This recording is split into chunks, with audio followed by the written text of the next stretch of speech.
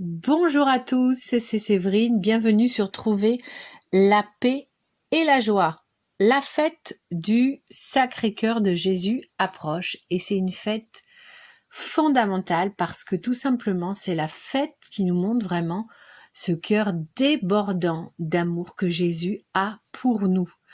Vraiment frères et sœurs, est-ce que vous êtes vraiment convaincus que oui, chacun d'entre vous, chacun d'entre nous est aimé follement par Jésus? Bien souvent, nous ne ressentons pas cet amour ou nous ne voulons pas le voir parce que quelque part, cet amour nous obligerait à nous demander est-ce que nous, en retour, nous aimons Jésus? Eh bien, ce qui est formidable avec Jésus, c'est que il a un amour tellement fort que si nous nous approchons de lui, eh bien, automatiquement, nous allons ressentir cet amour pour lui. Ça va être un échange. Voilà, Jésus, c'est la personne, voilà, j'ai un podcast qui s'appelle la personne qui t'aime le plus au monde te donne rendez-vous pour vraiment convaincre tout le monde d'aller à la messe dimanche, que c'est un rendez-vous fondamental parce que c'est vrai, Jésus, vous ne rencontrerez jamais personne qui vous aimera autant que Jésus parce que Jésus, voilà, il nous aime d'un amour pur, d'un amour inconditionnel.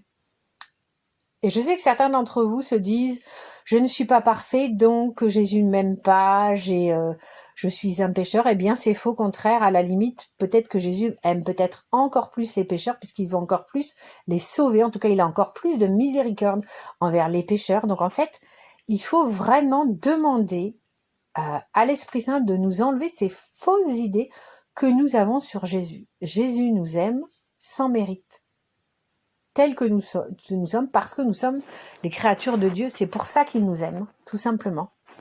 Comme nous aimons nos enfants. Et nous les aimons bien moins que Jésus nous aime. Puisque Jésus, il a été capable, voilà, de souffrir pour nous à un point je pense qu'il mériterait d'être médité régulièrement, la souffrance de Jésus, que ce soit l'agonie après le chemin de croix ou la souffrance même de la crucifixion. Jésus a souffert sur tous les plans et il l'a fait avec joie. Il l'a fait avec amour, c'est ce qu'il a confié à plusieurs mystiques. Donc vous voyez, c'est une souffrance magnifique. Est-ce que nous serions capables de souffrir avec joie pour ceux que nous disons aimer? C'est une question difficile à entendre et qui n'est pas simple. Il n'est pas simple de répondre à cette question. Donc la fête du Sacré-Cœur de Jésus sera cette année le 23 juin et il est important de se préparer à cette fête et pour se préparer, il faut se consacrer au cœur de Jésus. Alors je vous propose une prière de consécration au cœur de Jésus. C'est une prière qui est inspirée en fait de la prière de Sœur Marguerite Marie. Donc c'est elle, c'est grâce à elle qu'on a institué la solennité du cœur sacré de Jésus, du Sacré-Cœur de Jésus, puisque donc c'est une religieuse à qui Jésus est apparu en montrant son cœur souffrant, c'est-à-dire entouré d'épines, donc ça c'est les épines de nos péchés, et avec une flamme jaillissant de son cœur, et ça c'est la flamme de son amour débordant. Et Jésus a dit à Sœur Marguerite Marie à quel point il souffrait de la froideur, de l'indifférence dont il était victime par voilà des gens qui le recevaient dans la communion, mais qui pour eux ils n'accordaient aucune importance au Jésus Eucharistie, pas plus qu'un simple morceau de pain. Et donc il a vraiment demandé à Sœur Marguerite Marie de lancer cette dévotion à son Sacré-Cœur. Alors je vais vous proposer une prière qui est donc inspirée de la prière de Sœur Marguerite Marie, qui est une prière un petit peu compliquée parce que c'est un petit peu le langage de l'époque, le langage du XVIIe siècle, qui peut être un langage un petit peu compliqué à appréhender. Or, on sait qu'une prière efficace est une prière que l'on comprend pleinement, dont on comprend pleinement les mots.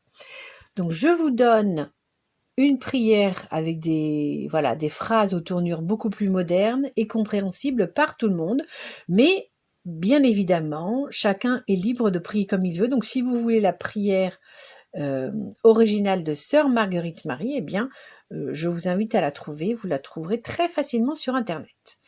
Donc voici cet acte de consécration que je vous propose de faire tous les jours jusqu'à la fête du Sacré-Cœur et pourquoi pas tous les jours de votre vie.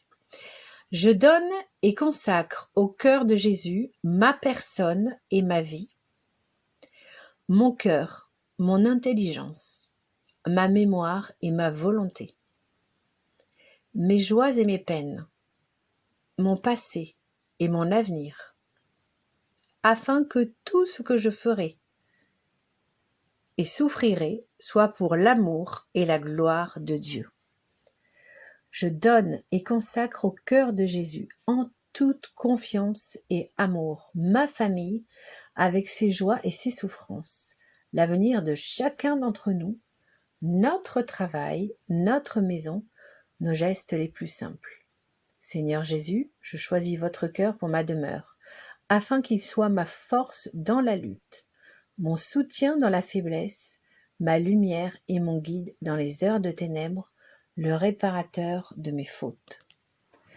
Cœur de Jésus, brûlez en moi, tout ce qui vous déplaît ou vous résiste, que jamais je ne vous oublie, que jamais je ne sois séparée de vous, et que je demeure toujours votre servante. Amen.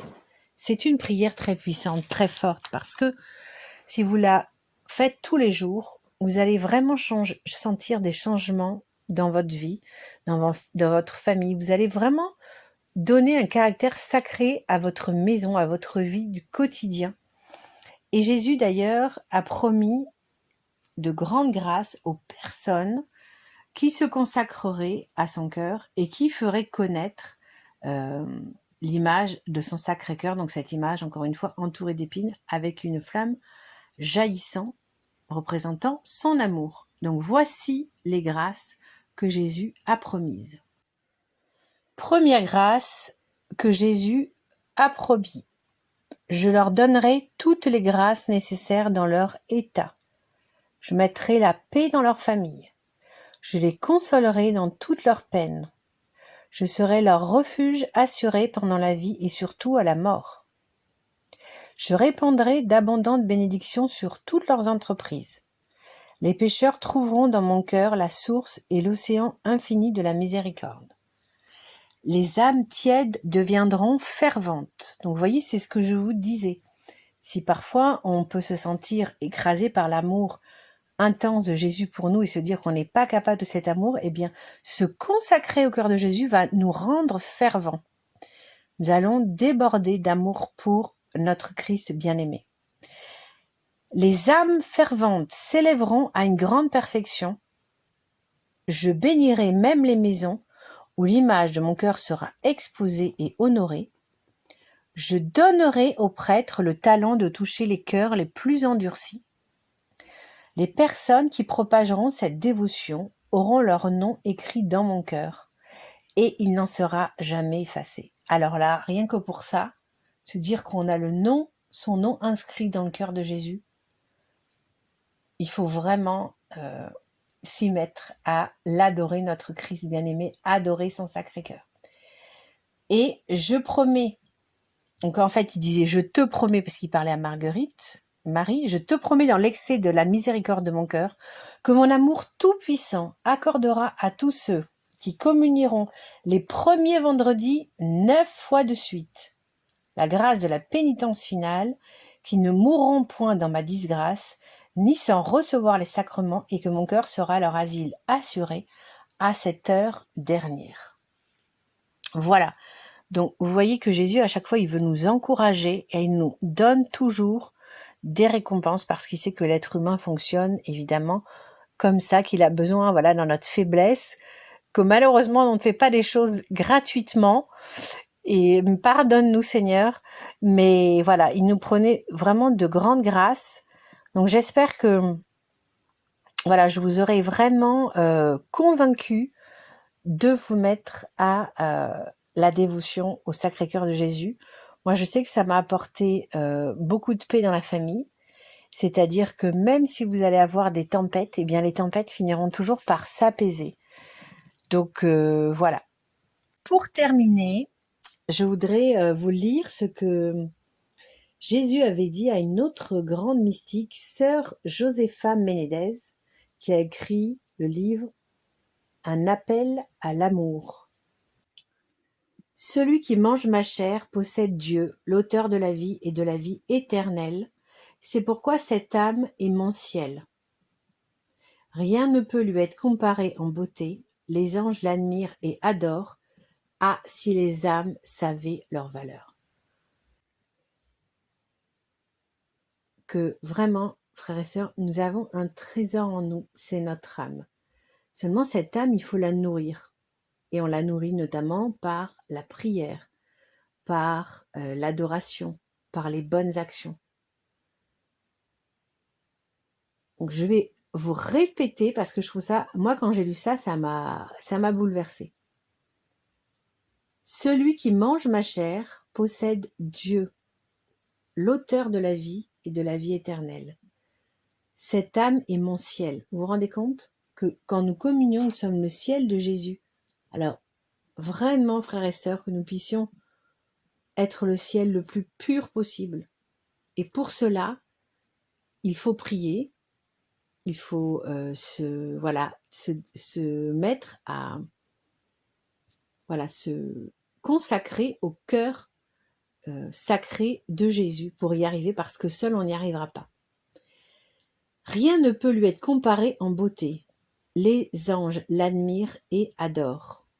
Voilà, donc vous vous rendez compte que les anges n'ont pas cette âme, puisqu'ils sont des anges, et ils ont toujours vécu, disons qu'ils ont une vie plus longue que la nôtre.